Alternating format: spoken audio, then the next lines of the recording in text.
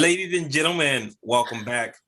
My name is Jonathan. Welcome to Seven Circles. I appreciate each and every one of you beautiful people for watching. If you haven't done so, help support the channel, help support this interview by pressing the like button. That way it travels around the universe of YouTube. All right, so back for the second time, I have Amita with Cream Shakti. She's an Ayurveda practitioner. She's also a counselor and she's a former nurse. So, Amita, you have been in the medical field for over a decade, and I know you definitely focused on delivering babies, things of that nature. But I want to say about a year ago, you decided to leave when the pandemic was kind of like at its apex, and you decided to take a gamble on yourself. And in the midst of all of this chaos that's traveling around the world through the whole COVID, etc., you decided to open up a company dealing with Ayurveda. This is why I wanted you on, because I think that this is powerful. And a lot of people don't know what Ayurveda is. And we're going to have you expand on that. And I'm just really, really excited to have you here. So I have a bunch of ideas. So first and foremost, I want to say, hey, how are you? How are you feeling today? I'm feeling great today. How are you, Jonathan? Always living the dream, feeling like 100 million Google clicks bucks. I'm feeling good. I'm glad to hear. Good. So, okay. So this is something that I always do first and foremost because people don't have a long attention span. So if people wanted to find out more about you, perhaps they wanted to get a consultation, they wanted to find out some of your social media, maybe follow you or whatever. How could people get in contact with some of your handles? Sure. Well, all my handles are the same. They're Cream Shakti, which is Kreem, and then Shakti, Shakti.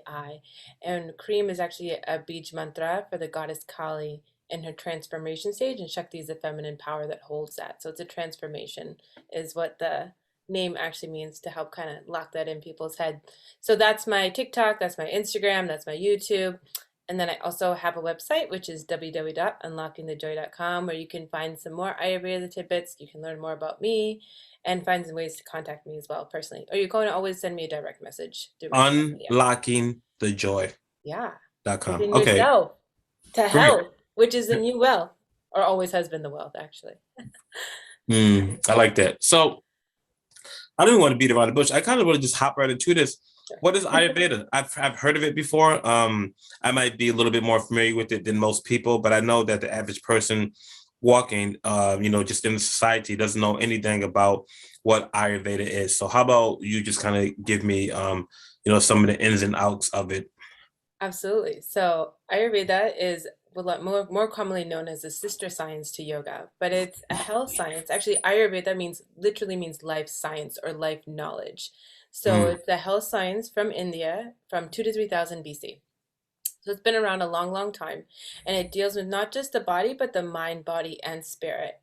And it deals with the energetic channels in the body. And the way it tries to bring all balance into your body and through your mind and through your spirit is through, dietary suggestions, through nutrition, different nutrition, because everyone needs something different, lifestyle suggestions, and also herb suggestions. And that kind of optimizes people to be in alignment with their true selves so they can navigate what they can and cannot do throughout their day that might eventually inevitably cause imbalances, which can then turn into disease processes. So Ayurveda has a lot of treating different illnesses within the body, mind, body, spirit Mhm. through the use of lifestyle, but also through herbs Through herbs, yep, and through your diet. and through Like your diet. yeah, depending on your innate balance. So some people can eat more of something, some people can have less of other things.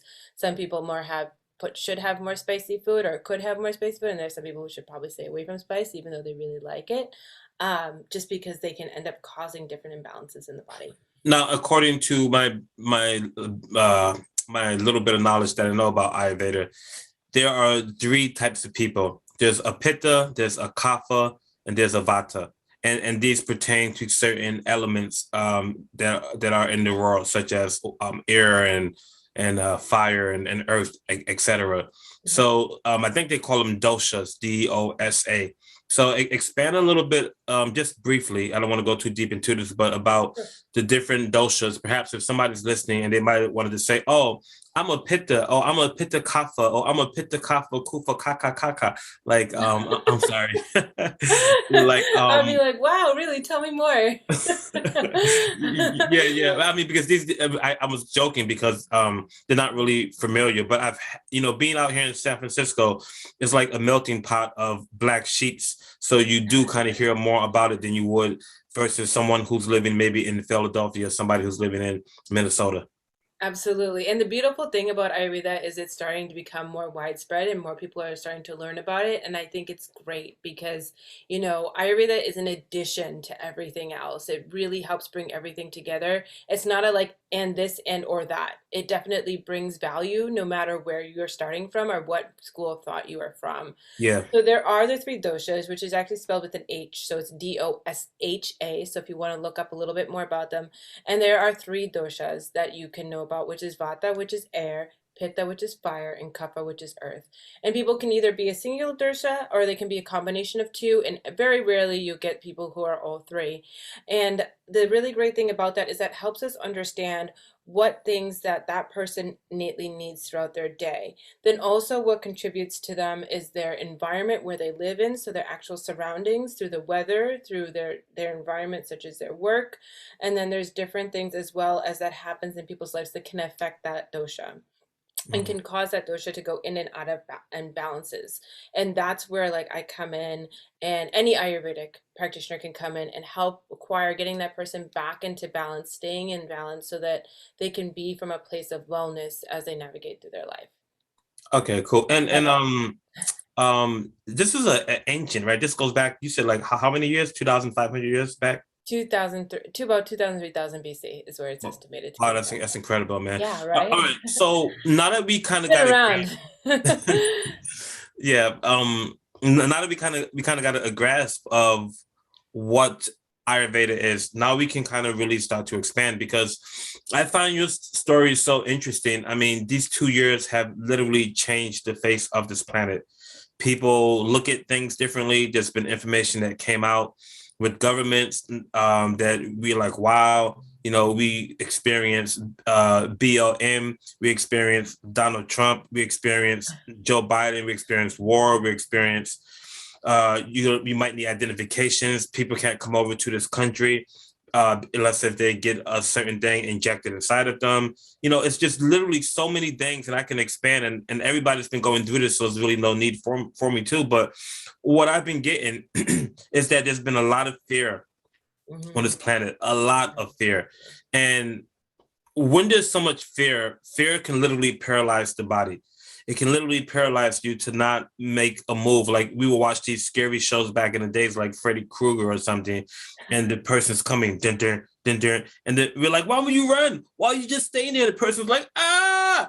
But it's like fear does that to you. Maybe that was an exaggeration, but it really does do that to us. So the fact that you had this cozy job, and keep in mind, a lot of people lost their jobs throughout this time. So you were I think they call it a frontliner. Am I correct? I think they were calling us frontline workers. Yeah. Yeah, yeah. So you were a frontliner. You had this job paying great, great money in the Bay Area. We know how high cost of living is in the Bay Area. So the pay, must be somewhat, good in order for you to sustain a lifestyle. In addition to that, like you had tenure. You've been a nurse for over a decade. I want to say like 12 or 13 years. Am I correct? Hmm. Yeah. Yeah, and then all of a sudden you decide to quit and take a gamble on yourself. Not a lot of people do that. A lot of people play lottery, even though the chances are really slim. A lot of people go to Vegas and they spend a bunch of money and they take a chance that type of way. But you hardly ever see a lot of people taking a chance on themselves. And the fact that you did, coupled, with the fact that we are in radical changes in the world. What happened inside of you? Like, how did this come about? Why did you make this choice? Well, there's a lot in there that you just said that I would love to respond to, and yeah, I definitely would consider this playing the spiritual lottery, in the ways of going. And I think that's a great analogy, using the lottery there. And what you said about fear is also very, very true. Fear is paralyzing. And when the pandemic first came about, I had a lot of people asking me what my thoughts were on COVID. And this is before we really knew anything about it. This is way, way in the beginning, because I have the knowledge in Western and Eastern sciences. And really, what my suggestion for everybody was to just kind of watch their fear. Like, that fear in itself can really affect our mind, and therefore it affects our body. Because in Ayurveda, all diseases starts in the mind. And when you have that much fear, it really shuts down your immune system. So if you really want to stay well, keeping that fear in check, understanding your fears, understanding how to make yourself feel safe and comforted when you have this emotion, because you can't really get rid of emotion. Emotion's there and it's going to keep coming up. We're in this human experience. You can't dismiss your feelings, otherwise you end up getting quite sick, actually. And I know that many of us have experienced that. So just understanding that. So fear in itself, yes, it is very paralyzing, and it can really affect the body and show up in weird places. And I really do know some people who have, they found the root cause of their cancers to even be based on fear. So yeah, I did. I stepped outside of the allopathic world probably about 7 months ago, and I had the last few years of my practice of being in the hospital, I was just noticing that there was something inside myself that felt like something was missing in the medicine that we practice. And it's just that we really are very good at analyzing the body. We take blood tests, we take blood pressures, we take vital signs, we assess this, we assess that. We have MRI machines, we have ultrasound machines. However, there is a piece, a very big piece that was missing from the picture, and I believe that is our spiritual health. And so, Our spiritual health. yeah, our spiritual health. And the thing that I love to talk about is this placebo effect with this man, Mr. Wright, that I was talking about. And with Mr. Wright is that he was diagnosed with this cancer that was very terminal, and he was supposed to get sick and die within a few months. And the doctor told Is me, this somebody famous? this is actually something that's done. You can actually look it up. It's called Mr. Wright. If you look up Mr. Wright and placebo effect, Okay. it's a study that was done, and he had this diagnosis of cancer and was supposed to pass in a few months. And the doctor told him the news. There was a trial of medicine that was coming out at that time, and Mr. Wright finally got accepted in, even though he had such a poor diagnosis. They decided to let him be part of the study. He 100% recovered. He went to the doctor, and the doctor was just astonished that this man was doing so well. His cancer was gone. And then in the newspaper, because back then everything was placed in the newspaper, the man's reading the newspaper, this Mr. Wright, and he's like, oh, this placebo did really badly in the trial effects. And what you know, Mr. Wright goes back to the doctor and his cancer's back. So now there's a second trial that goes on. Mr. Wright signs up for that. He takes the medicine again, and doc comes out there. Doctor's like, "Oh my God, you've got a clean bill of health again." And again, in the newspaper comes out, "Oh, this study did really unwell." Mr. Wright goes back to the doctor and basically ends up passing away a few weeks later. Mm. So this just shows you, in a medicine that wasn't working for anybody else, this man was recovering because of his belief in the medicine. And that's what they call the placebo effect, is that something just works because you believe in it. And there is a lot to unpack there in that piece, and just Yeah. showing what our mental and spiritual abilities are. Sorry, I didn't mean to cut you off. What were you saying there? Oh no, absolutely. I was just wanted to piggyback on what you said. The fact that I'm big on the hermetic principles, right? The seven hermetic principles, and the first one is that all is mental, that all is the mind, right? These are based out of Egypt, or Kemet, if you will, and this is true, right? That everything comes outside of the mind. It's like our consciousness, our awareness is the signature that brings these things into existence. So just the mere fact that someone will have belief, that's going to give that thing the power to actually make it manifest. Totally. And I love a thing that says, like, we achieve what we believe, is like one of my things I tell myself to, like, get myself to go through things in life. We achieve yes, what we believe. this is true. This is very, very true. So the fact that he just has so much faith in this new medicine, Mr. Wright, that was actually his medicine. That was Yeah. actually his savior. It's interesting because when I think about, and I don't want to go into this too deep, but it just kind of came to my mind. When I think about the Christian religion, a lot of people say, "Are you a believer? Are you a believer?" I'm a believer. I'm a believer. And Beautiful thing. that's what actually gives it power. We know there's many type of Absolutely. placebo effects where they take the sugar pill, or they drink tonic water, and they tell somebody it has gin in it, and they act like they're drunk, but it doesn't really have any gin in it. But because they believe it does, it actually has an effect on their psychological and their physical health. true. we're powerful beyond all measure. This is what, right? Our greatest fear is not that we are inadequate. Our greatest fear is that we are powerful beyond all measure. So, with this being said, when it comes to regular, and I would call it Western medicine, you call it, what do you call it? Allopathic medicine is Allopathic. Thank you. the Yeah, yeah. yes the term. So when it comes to that, there's a different an array of different medicines that people could take, right? But then when it comes to Ayurveda, there's many different herbs according to the dosha and the lifestyle that the person is living. What determines? I mean, I know you haven't been doing Ayurveda too long, maybe about a year and a half. But what really I've actually been doing determines it 2.5 years. 2.5 years? Okay, thank you. What Just to correct you. what what determines whether if the person is going to get well or not? Is it entirely up to the individual, and does it really matter on what the medium is, whether if it's just something like, for instance, medicines, or like a traditional medicine in the Western hemisphere, or an Eastern medicine, something more plant-based? Because I know when I watch a lot of these commercials, they're like, oh, try this, you might have depression. And then all of a sudden, right when the commercial's over, you're gonna have diarrhea. The Oh side yeah, all effects the side side effects. effects might be suicide, blah blah Oh blah blah yeah. blah blah. But what I heard about Ayurveda is that there aren't side effects, there are side benefits. So Absolutely. That's one of my favorite. There's a bunch of, actually, there's a handful of my favorite things that Ayurveda has. And that's one of them, is that Ayurveda has side benefits versus side effects. And the thing is, in Ayurveda, there's this concept that for to get to the best place in optimal health, you need four good things, right? And the most important is a good Vaidya, which is an Ayurvedic doctor. You need a good practitioner that you're working with. Then you also need a good rogi, which is the client or patient.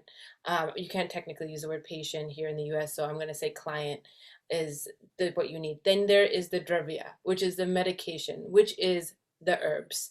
Then the last thing is a nurse. So some people need an assistant through all this because maybe they are going through something that's very taxing, very painful, some deep healing where they can't take care of themselves, and there is a nurse also involved. And you mm, need all those four things to make a good case for someone to get better. So I think it's just as important as having a good practitioner as to have a client who's also right there and willing. And then the herbs come in. Then the assistance comes in. You need all of these people, all these four things showing up, even like the herbs showing up to the table in the same way in order to get a clean bill of well-being. And that's a beautiful thing, is that it's a collaborative effort. Unlike, and this is where, again, this where I was talking about some of the things I started to not really feel in alignment with about Western medicine, is that it's a very like, I tell you what to do, you don't have a lot of power, and you're going to take this, and you're probably going to have some other things that show up for you, side effects that are going to show up for you that are not going to make you not want to follow this plan of care. And the thing about Ayurveda is it's really about empowering the person, and my slogan is helping you heal yourself. My mm, job as an Ayurvedic practitioner is to help educate you, guide you, support you, so that you can eventually make the decisions for yourself on what you need to do to stay well. It's not my job to be telling you what to do, but rather get you to understand what you need to do for yourself, because you are the best decision for yourself. You are the one who can make the decisions for yourself. And that's what's so beautiful about this medicine. It makes people feel empowered. And that is something we are lacking in today society. absolutely, absolutely. This is interesting. When I think about the way that the human construct is, right? We go to school, we go to college, we get married, we get a job, we work 40 years, and then all of a sudden we come out and we accumulated this nest egg of wealth, of money, through our 401k chaos. I'm sorry, our 401k, right? Yes. And then we get taxes taken out of that. Now we have this much. And at this point, this is where people start to have some issues with their body because of all of the wear and tear that they've been putting on the body through their years of life. So the body becomes taxed. So now they go to the hospital and they trust their doctors, right, who has their best intentions in mind. And now most of the time, from what I've heard, I'm hardly ever in hospitals, but they prescribe them some type of pill, Yeah. right? And then they go to your CVS or your other pharmacy, they hand them the paper and they take a pill. Well, I mean, based on statistics, that the average person in their golden years, between 60, 70, 80, is that they're taking anywhere from 5 to 8 prescriptions. And it's just not 5 to 8 prescriptions. One of those prescriptions might be like take 4 pills a day. So imagine if you're taking 4 pills times 8, that's 32 pills a day. And then 32 times 7, I don't even know the math on that, but that's a shitload of medicine. And you're supposed to take that for the rest of your life. So to me, it's like, wow, man, like that's a lot, man. That's really, really is a lot. And I hope I'm not ruffling anybody's feathers, but I just want to put this into perspective. And again, I believe that we're in the age of information and that ignorance is a choice because anything we want to know, we can literally just look it up and it can't be debated. I mean, it's just out there like that. It's just all about acknowledging it. So when it comes to taking these herbs and things of that nature, would someone have to take herbs on a schedule and as regular as someone would have to take meditation? Would it be like that instead of somebody taking 32 pills a day, all of a sudden somebody's drinking, I don't know, 52 cups of Brahmi or 52 cups of some other type of herb, drinking that many cups of tea? You feel So me? no, no, I get where your question is coming from. Yeah. So I think it could really depend. I've never seen someone taking 32 different combinations of herbs, to be honest, and I don't know if there is a case out there that exists, but since you know, I don't have the vast knowledge of some of these Vaidyas that have been doing this for 20, 30 years. Maybe there is a particular case that has utilized that, but not that anything I've been exposed to or that I have been taught so far. And the thing is about the medications is that medications usually are prescribed to be taken long term. I sometimes can have some of my clients have been on herbs for a year or so before I've switched them out. The end game is that you don't have to constantly take herbs. Herbs are taken daily and they are taken on a schedule while we're first getting out of the imbalance into wellness. But once a person's in wellness, you kind of only need an herb maybe here and there if some imbalance comes back, or if there's something going on where you catch a cold or you get a virus, or maybe you get in a car accident and these things happen where you need to come back into balance again, or even pregnancy and having a baby would be another example. But the whole point is that you wouldn't be taking it for a lifetime. The thing that I've noticed with medications, and I think many other people as well have noticed, is that when you're on medications long term, there are other things that end up happening where people will end up having excessive dryness due to these hypercholesterol medicines that they're on. And therefore, there's these roughness that can cause blood clots to come on in. And there's a couple of things. I don't want to say too much because I don't want to be saying anything against the big pharma company here, but there are things that happen long term for people where they end up having other diseases. With the herbs, the beautiful thing about the herbs is they're from the earth. They're from what we're made of, and our body innately knows what they are. So from the moment they hit our mouth, our body already knows how to digest them. Our body knows what they're doing. We might not like the taste at first, but eventually our body starts to really crave them and want them because they know that what they're doing is actually helping us. Unlike the medications, which are actually dulling us and kind of shutting our energy down, the herbs tend to vibrate out. And that doesn't mean that medications aren't needed. I just want to make that clear that I am not shutting against. There are times that medications are needed and that they are very much prove their purpose, but there for long-term things that herbs have been really, really beneficial in helping a lot of people I know where they found that gap there where they're like, this medication is not working for me anymore.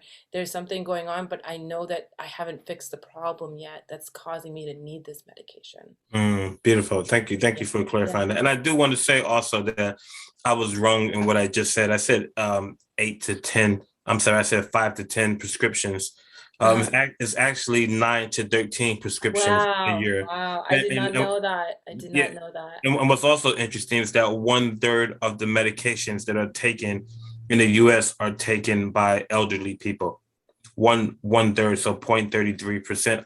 Something that popped up inside of my mind when you said that when you take the herbs that your body innately knows what to do with them. Hmm. And I remember having a dog, I remember having a cat, and their diet is mainly to eat this dry food, right? Because they're Yeah. domestic animals or whatever. But I've seen them outside sometimes, and then they would just be looking for certain things, and you see them eating grass, and they Yeah, just kind because they're of like, oh, whatever. I And, need and to it's go to and the it's like bathroom. it's like this instinctual nature where they know that their medicine is inside of the earth.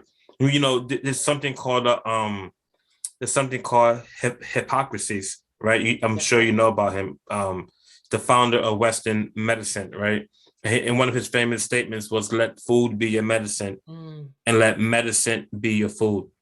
yep. When it comes to Ayurveda, are there ways that you can cook food where it can become your medicine? Is there like cookbooks and restaurants that will accommodate certain types of doshas? And is this something? If it is this something for people to learn? Could it be a skill that's developed where people can actually start to cook for health?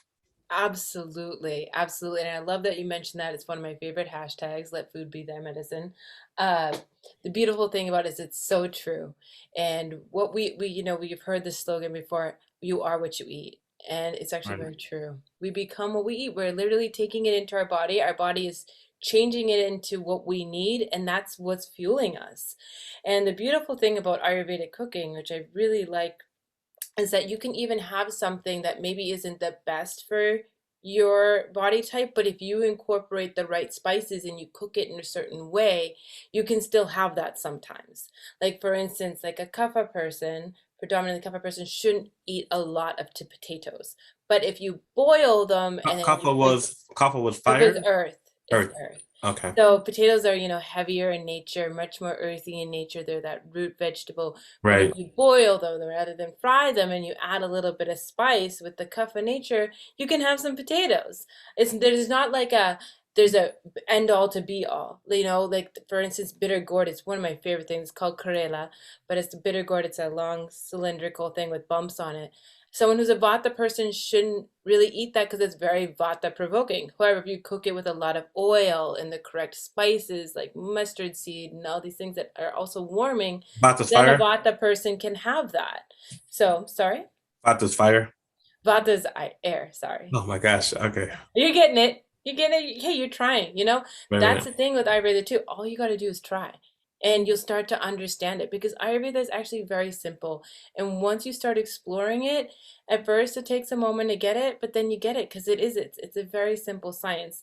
So if you start to learn the foods that are good for you, what are the foods that you need to have most of the time, and then you learn how to incorporate those other foods into your dosha by, learning these little tricks, it really ends up becoming a full thing, and you'll feel the difference in your body, you'll feel the difference in the mind, and you'll really feel the difference in your spirit being able to come through. So Beautiful. so let's bring this back. So now you've been a practitioner. You had this business for a while now. You've treated numerous different clients. What is the difference that you notice between working at a conventional hospital and having your own business and giving them different types of herbs? What are some of the pros and some of the cons? Oh, wow. So for the pros, I mean, just seeing my clients from where they started with me and how they are now, just the difference in their skin tone, the difference in how they assert themselves, down to the way that they have their confidence levels, down to the way that they'll be like, oh wait, you know what, I noticed this about myself the other day, and then I did this and then I felt better. And just seeing that change happen in somebody, it's so beautiful. And they're the ones navigating it. I'm there by them side, and I'm teaching them and I'm guiding them, but it is such a beautiful process to see unfold. Whereas when I was in the hospital, sometimes I would have patients several days in a row, several weeks in a row. But this is a much more prolonged thing for me, and it's really beautiful to watch people change like this underneath my guidance. And really, it's them just blossoming into the flowers that they are, and I can't stop smiling because What, what, it's so beautiful. would you say that as someone that might be in a hospital that they're just the patient, but with Ayurveda you are the doctor and the patient? I would say that it's a co-collaborative effort with what in Ayurveda. It's a dance between the two people, whereas there's obvious role of authority in the hospital, and then there's like the kind of, you kind of obey the rules and listen. And it's not that the Western model doesn't allow questioning, but usually there's a very set rule, set of things that people have to do. One of the things that we experienced during the pandemic, the stats came out, and I don't have them in front of me right now, but I know this is true, and I remember what they are. Is that a lot of people decided to take their life. There was a lot of suicide. There was also a lot of overdosing, and a lot of people Yeah, that died from yeah. certain types of drugs. And you can imagine being stuffed in a house and so much stress on the outside that people just didn't see a way out. So they just decided that that was the best option. Oh yeah, Um, the psych wards. I mean, so obviously I have a lot of nurses in my friend networks. I mean, and the people. I mean, that were in the ER and in the psych wards, all full, just full of suicides. I remember all the 5150s that were happening at that time. It's very mm. true. It was devastating mentally for many people. So a big part of medication, because if we look at something like heroin, if we look at something like cocaine, even marijuana, maybe people don't want to consider that a drug. I can even go down to caffeine or nicotine. True. One They all common are. They're all drugs. Yeah. one common thread, one common denominator that they all have is that they are addictive, right? And even when it comes to over-the-counter drugs, many of them are addicted. We know of celebrities that were addicted to certain drugs that were prescribed to them. I just listened to an interview with Les Brown, and he spoke about how he was addicted to some type of drug, and he didn't even know it, and he very vulnerably expressed his story, which was very moving. Les Brown, the great motivational speaker. So I put this out there because I want to know, when it comes to herbs that you are prescribing for your clients, is there an effect where they could actually be addictive, or are there any types of herbs that are addictive? So this is a beautiful question, and the thing is about addiction. One can become addicted to anything virtually, if because it's addiction is an attachment, and that we're seeking, and I think I heard that Les Brown interview as well.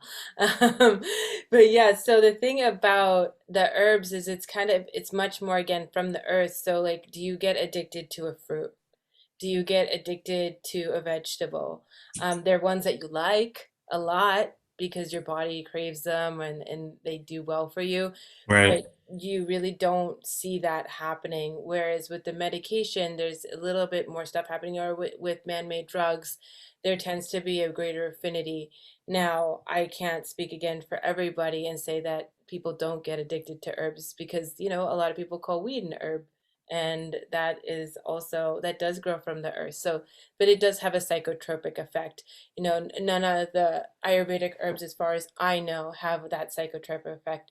And a lot of people that are in addiction recovery actually really like Ayurveda because it comes from a system of not using pills, not using medication. There isn't that association that people have with addiction with the herbs because the herbs are coming from the earth. They have the taste of the earth, they have the taste of nature. And I find that people in addiction recovery really have an affinity towards using Ayurveda in their daily lives. Not a lot of people know about Ayurveda, and it's part of your job and journey, as I recognize, to really be an advocate for this, to be a what's the name that I'm looking for? I don't know, just a spokesperson on the whole Ayurveda community. Where do you see Ayurveda, let's say 10 years from now in the United States? How do you see the message? I think that Ayurveda is going to become a co-collaborative with Western medicine. I really see it working side by side with Western medicine, getting people to optimal health. And I'm really excited for its journey, really, because there's a lot of great things that Ayurveda bring to the table that I really think will help people shine into being truly who they are and really being able to be their authentic selves and therefore being able to contribute in this world in the way that they want to be. I also know that there are some works in getting Ayurveda, at least in the state of California, licensed the same way that acupuncture has been. And so that really excites me that it's getting recognized on a governmental level because I know in the 1980s, actually, all of this herbal medicine and of this nature was outlawed, and Western medicine was the only recognized medicine at that time. So the fact that here we are 40 years later, kind of making a comeback, realizing the value of it is just very exciting to see. And I'm happy to be a part of it and happy to just help people get back to where they need to be and unlocking the joy within themselves. I hope I'm not hopping the gun by saying this, but from my personal observation, from my personal experience, I've noticed that there are a decent amount of Indian people that are in the medical industry, Mhm. and I say this because since Ayurveda is such an ancient um, tradition over 2,000 years, Mhm. is this something that is recognized by most modern Indians, or do they, the ones that you know, do they have to be educated as much as the Western person? So, do you mean that do Indian doctors from India need to have the same education as Yeah, so Western like doctors here? so like since you were a nurse and you know many people in the industry, obviously you know some Indian people, I'm assuming, Yes, correct? yes, Yeah, I do. and yeah, and and do they have knowledge of Ayurveda like the way that you do, or at least a little bit of knowledge of They, it? Are they it, familiar with it, or are they completely like oblivious? I think it depends on people's backgrounds. I think for the majority, most people know what Ayurveda is. Then Okay. there's the people who grew up because their dadaji or their nana, they meaning their grandmothers or their grandfathers taught them about different things. And then there's people who are way more into it, like I am. There's a handful of people that I went to school with who are Western doctors and of Indian descent. Actually, one of them was black, and a handful of them are Indian that are met doctors here in the U.S. who now have the dual uh, education of both. So that's such a beautiful thing to see, Hmm. especially as a nurse, to just see that happening within the doctor realm is beautiful. And then in India, they actually have Ayurvedic hospitals. So you have the Western hospitals and then you have the Ayurvedic hospitals. So that's what I'm saying, to just have both of them work hand in hand. And then in Germany, I also know I met a doctor once while traveling abroad who was from Germany doing her education abroad, and she was telling me how in Germany they have both, again, the holistic and allopathic worlds. They work together hand in hand, and the insurance actually pays for both, and they co-collaborate on their documentation and everything. And I really think it brings the patients a much better experience, and she agreed. So they're already implementing this in other parts of the world, and it's going to be really great to see that done here in the US. This is a beautiful point. You think about Uber, you think about Lyft, you think about Microsoft, you think about Apple, you think about T-Mobile, you think about AT&T, you think about anything like to have an option of two, right? This is like I'm not big on competition amongst people. I think that competition breeds separation, and separation breaks the oneness, which could bring in jealousy and other things. But I think that when it comes to the business world and capitalism, that this is perfect. That this is really, really perfect to have to be competing against one another in that sense, because it makes the other person lessen their money, like the prices that they charge. It makes them also it just makes it a better market for the consumer. And I think that options is a beautiful thing, right? So the fact that the insurance would acknowledge Ayurveda, but also acknowledge Western medicine. And again, it's not for everybody. When it comes down to these jabba dabba doos, right? Not everybody wants to take the jabba dabba do. When it comes, and maybe everybody's body responds differently. And as you say that there are, three different doshas and maybe a combination of all three, that just goes to show that people aren't completely the same. Like Mhm. I have a different blood type than you have.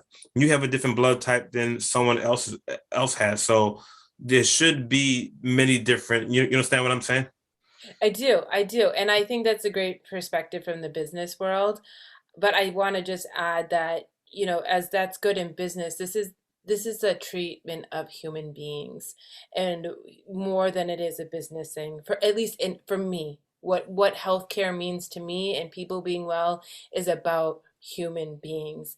And what I like I love about there that. being multiple modalities is that creates a multifaceted look at the human being. And I think that's really important because we all are comprised of so many different layers that it's really important to have a multifaceted view at that human when we're trying to achieve optimal health in that human being. How about you do me a favor once again? People wanted to get in contact with you. They Oh, wanted yeah. to find out more about you, social media platforms, etc. How would they be able to do that? Sure, you can look me up on my Instagram, my TikTok, or my YouTube, and that's Cream Shakti, Kreem, and then the word Shakti, which is Shakti. And then you can check out my website, which is www.unlockingthejoy.com. I'd love to hear from you guys. Any questions, I'm happy to answer that, help people, guide people where they need to be. I love it. Amita, I want to say thank you very much. I hope that you have a great day, great week, great month, great year, and a great life. Thanks for tuning in to the Seven Circles. If you haven't done so, hit the subscribe button. My name is Jonathan. Until next time, peace.